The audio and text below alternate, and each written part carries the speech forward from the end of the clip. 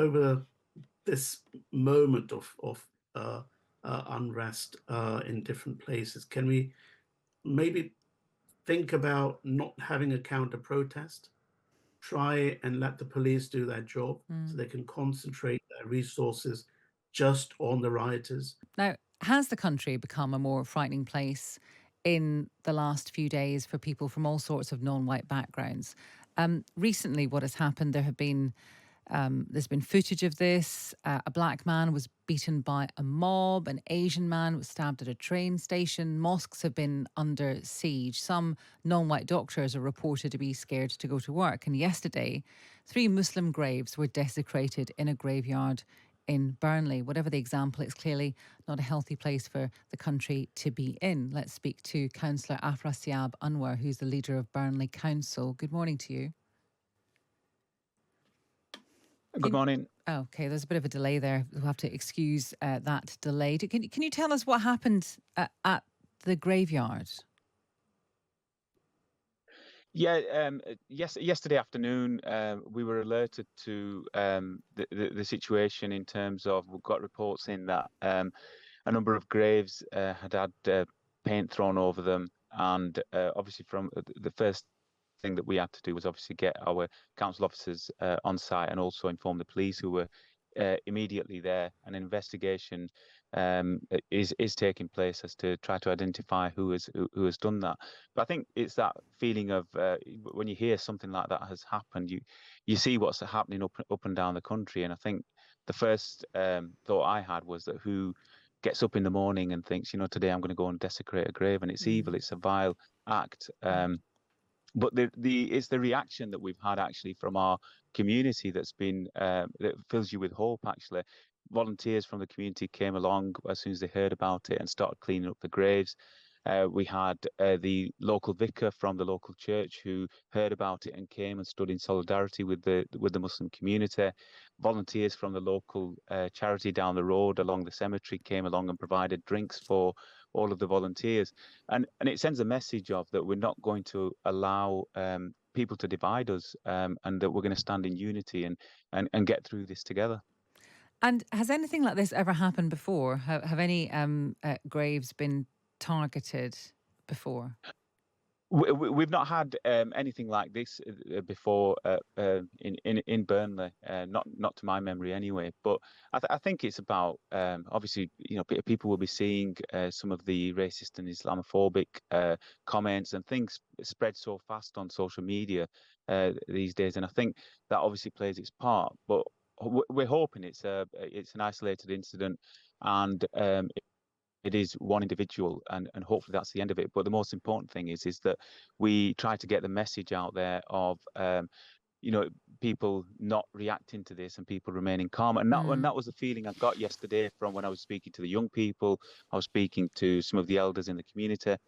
But particularly, as I said, it was heartwarming to see the messages of solidarity from all of our colleagues, our Christian brothers and sisters, and for them to come and stand with us. And we've done a lot of work around that in Burnley over the past 20 years. We've been here before, we've learned from that, and it just goes to show that all that hard work over the past 20 years is having an impact. You said there it's very important for people within the community to react calmly, because that is it's a very provocative thing for graves to be desecrated in that way, for paint to be thrown on them. However, it's really important that people don't react in a way that will make things worse. I don't know if you're aware of what happened in Birmingham overnight at all, where there were these false rumours that there was going to be a far right protest riot, whatever you want to call it. It didn't happen, but there were large. There was a breakaway group of Muslim men who seemed to cause quite a bit of damage and quite a bit of intimidation, despite the fact that the local MP said that he was trying to tell them not to. It's really important, is it not, that whoever's leading the community is able to talk to people like that and tell them not to get involved in this stuff? Absolutely, and obviously we're all horrified at what happened in Southport, where these 3 beautiful girls have lost their life, and But what's happened since is people with their own agendas have hijacked the situation to create division and hatred in our communities.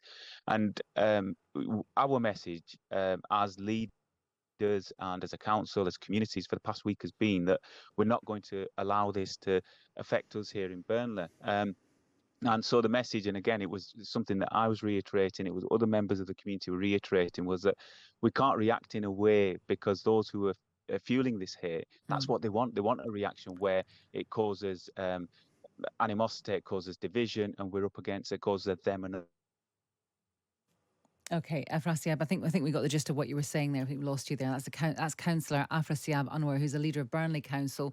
We're also going to speak briefly to Imam Monawar Hussain, who's founder of the Oxford Foundation, which seeks to promote interfaith harmony. Good morning to you. Good morning, Asma. How? I mean, the work that you've done up until now. What kind of impact do you think if things like this don't go on? These, we hear a lot about initiatives where they're trying to promote interfaith harmony.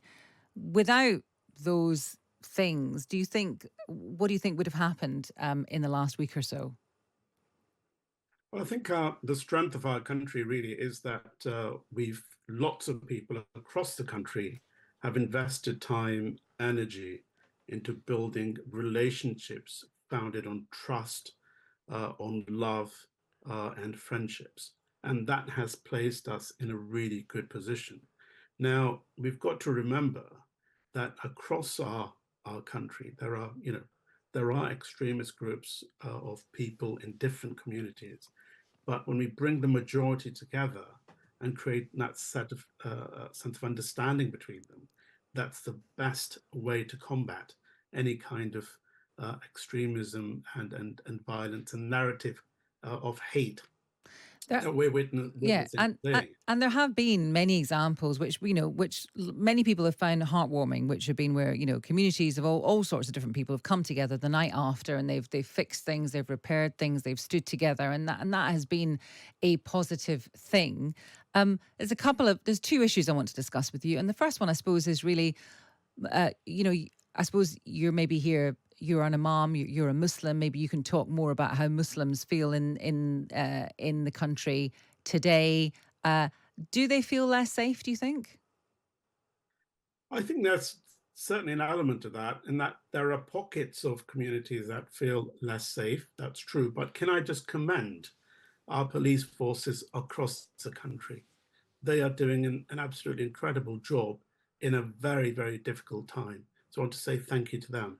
But yes, there are communities across the country, Muslim communities, who feel unsafe. And I spoke with one contact in the West Midlands yesterday, and they've closed their madrasa down.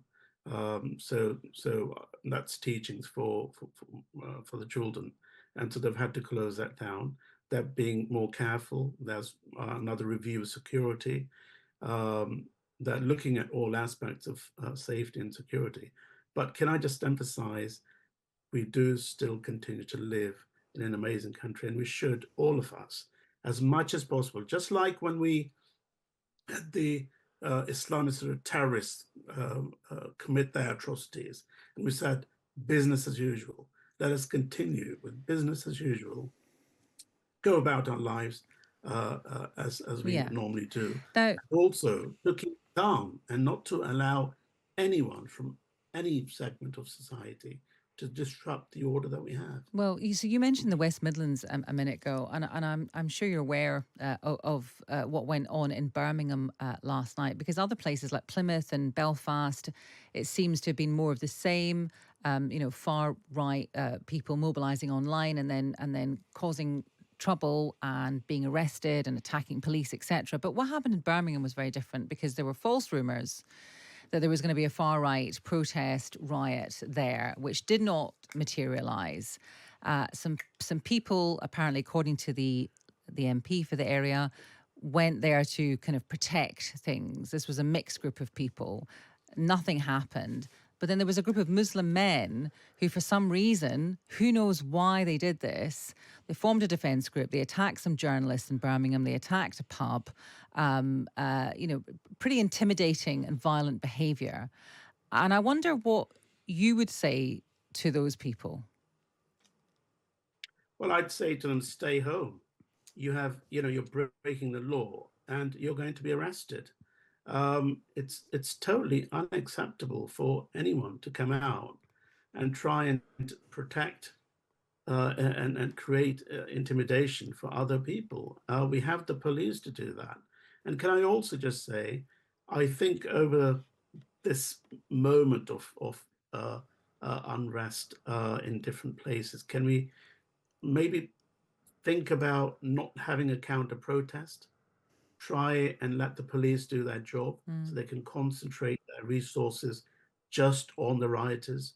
But when people come out in a group, there's always going to be a small minority who are sometimes hell-bent on doing criminality, and they just want an excuse.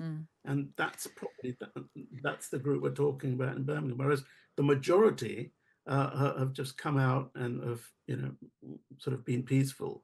But you will always get this small minority, and I think the police will need to arrest them if they've broken the law. Okay. Thank you for talking to us. That's the Imam Monawar Hussain. He's founder of the Oxford Foundation. I mean, Angela asked the question, why are there Palestinian flags at these things? And it's a really good question, because what it looks like is people are seizing the moment to do something else.